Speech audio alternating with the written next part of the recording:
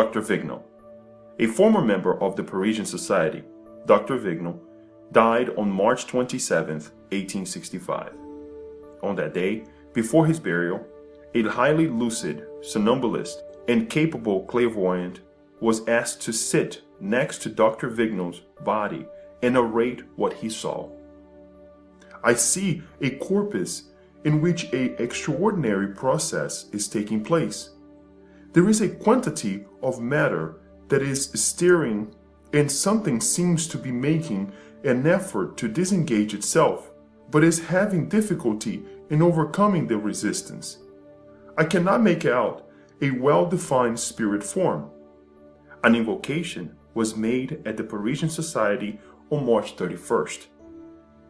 Dear Dr. Vignal, all your old colleagues from the Parisian Society, and I in particular, have the fondest memories of you in our meaningful relationship, which has never been interrupted.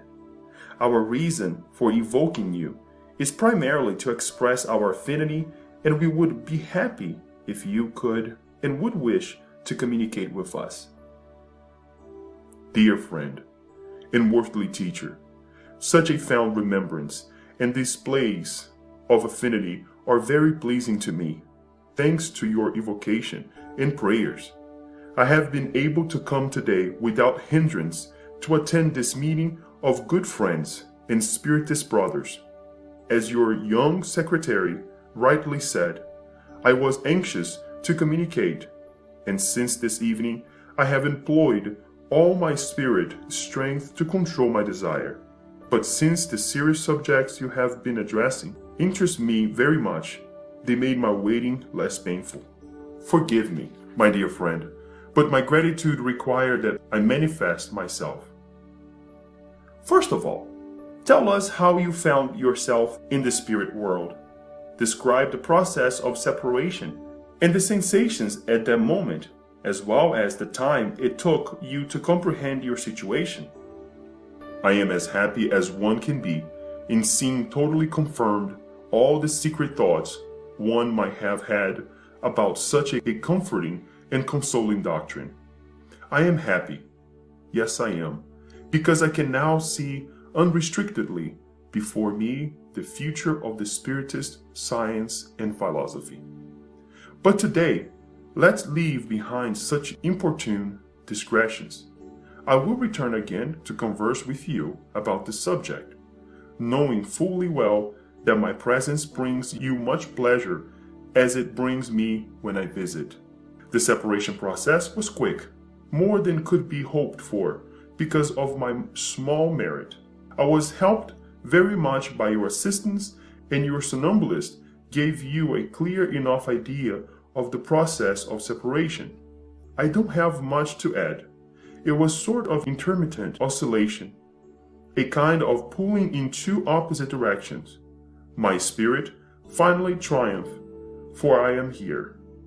I was only able to leave my body completely behind when it was buried. I came here to be with you.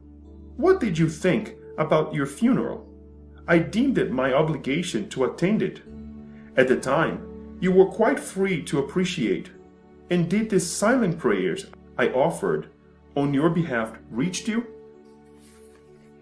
Yes, I told you, your assistance helped me greatly, and I returned from the cemetery with you, completely abandoning my old cocoon.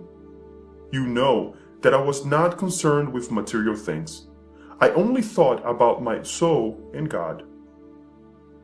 You might recall that your request 5 years ago in February of 1860, we did a study on you while you were still alive.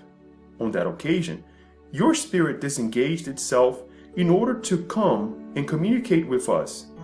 Could you describe to us, as much as possible, the difference between your current disengagement and that one back then?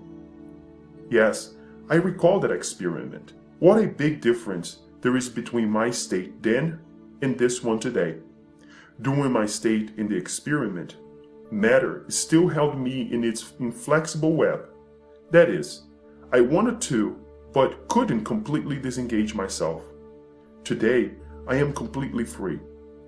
A vast unknown field has opened before me, and I hope that with your help and that of the good spirits to whom I commend myself, I will be able to progress and instill as quickly as possible the sentiments and the actions I must do to bear up under my trials and to merit recompense. What majesty, what grandeur!